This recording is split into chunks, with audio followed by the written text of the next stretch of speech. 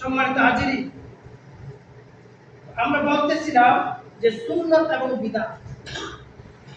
মান আহাব্বা সুন্নতি ফাকাত আহাব্বানি ওয়া মান আহাব্বানি কানা মা'i ফিল জান্নাহ। আল্লাহ রাসূল বলেছেন, যারা আমার সুন্নতকে মহব্বত করে, আমার সুন্নতকে ভালোবাসে, তারা আমি নবীকে ভালোবাসে, আর যারা আমি নবীকে ভালোবাসে তারা আমার সাথে জান্নাতে থাকবে। সুবহানাল্লাহ। সুবহানাল্লাহ। এই যে আমরা নবীজির সাথে জান্নাতে থাকতে চাই কি চাই না? চাই। আমার নবী বলেছেন, আমার প্রত্যেকটা সুন্নতের উপরে আমল করো, বেদাত থেকে দূরে থাকো। আজকে নামাজ নিয়ে কোনো কথা নাই, রোজা নিয়ে কোনো কথা নাই, হজ যাকাত নিয়ে কোনো কথা নাই, পর্দা নিয়ে কোনো কথা নাই। কথা হইল সুন্নত আর বেদাত। একজনে কয় হে বেদাত, আরেকজনে কয় হে ওয়াহাবি। লাগছে কি তো? হেতে কয় হেতে কোন, হেতে কয় ওয়াহাবি। এই যে সমস্ত কথা মুসলমানের মধ্যে এই ঝগড়াটা লাগাই যাচ্ছে ইংরেজরা। তারা বাংলাদেশের মধ্যে 200 বছর রাজত্ব করছে ইংরেজরা, এই বাংলার মাটির।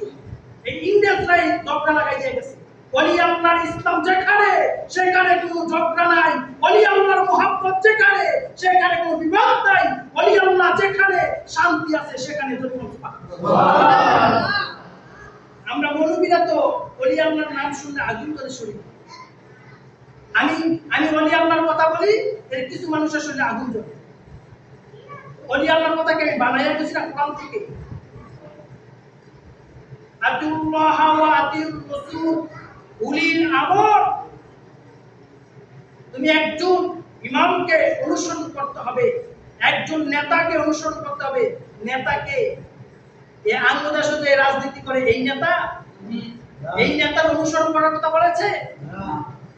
একজন ইমাম, ইমাম শব্দের অর্থ নেতা। একজন নেতা, একজন ইমামকে অনুসরণ করো, তোমার জীবন সুন্দর হয়ে যাবে। আপনি যদি বলেন যে আমি শাহপুর পীর সাহেব হুজুরকে ইমাম মেনেছি, আল্লাহর ওলির হাতে বায়াত গ্রহণ করেছি, আমি ওই আল্লাহর ওলি যেইভাবে আমাকে বলে ইবাদত করো, সেইভাবে আমি নামাজ পড়ব, যেইভাবে বলে রোজা রাখো, সেইভাবে আমি করব, যেইভাবে বলে ইবাদত করো, বিয়াত করো, কিয়াম করো, নবীর তাজিম করো, আহলে বায়াতের তাজিম করো, আমি সেই রাস্তায় আছি। বলে সুবহানাল্লাহ। এটাই হলো সঠিক রাস্তা, এটাই হলো ওলি আউলিয়ার রাস্তা। কারণ আমার নবীজির সত্যকারের ইসলামরা আল্লাহর ওলিদের কাছে গচ্ছিত হয়েছে। আর আমরা মৌলবীরা ফতুয়াবাজি করি, কিতাব পড়া বড় বড় শাহেখদেরকে অনুসরণ করি।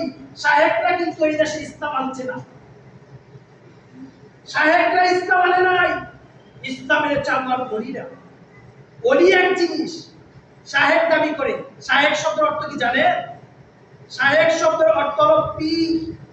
আরবিতে বলে শাহেখ, উর্দুতে বলে পীর, আর বাংলাতে কয় মুরুব্বি।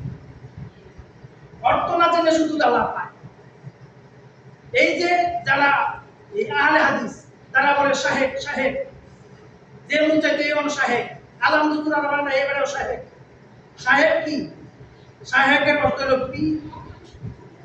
এত শাহেখ লাগায় কয় পীর ধরা যাবে না, পীরের কাছে যাওয়া যাবে না।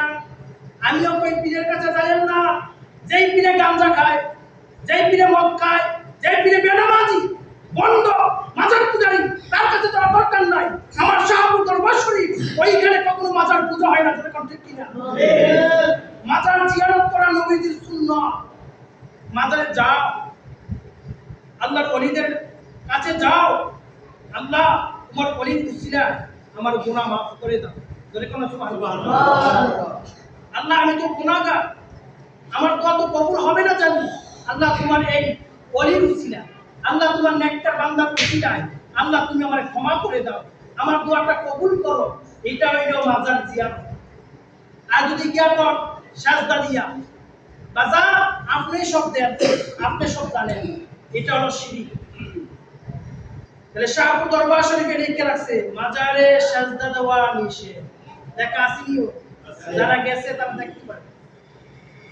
হক্কানি ওলির হাত ধইরা যান, আহলে রাসূলের হাত ধরে যান, ইনশাআল্লাহ চিন্তা মুক্ত থাকবে।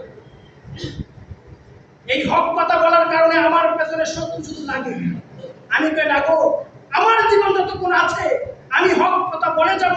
আমি চাকরির ভয় করি না, এমন 100 চাকরি আমার দেই সমানে।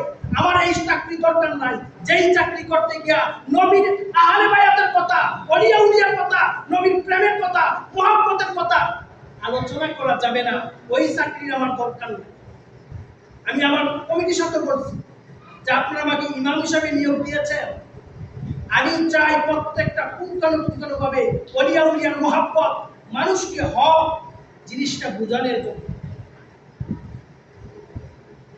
আমি হক বলার কারণে আল্লাহ আমার সম্মান বাড়াইছি, কমায় না।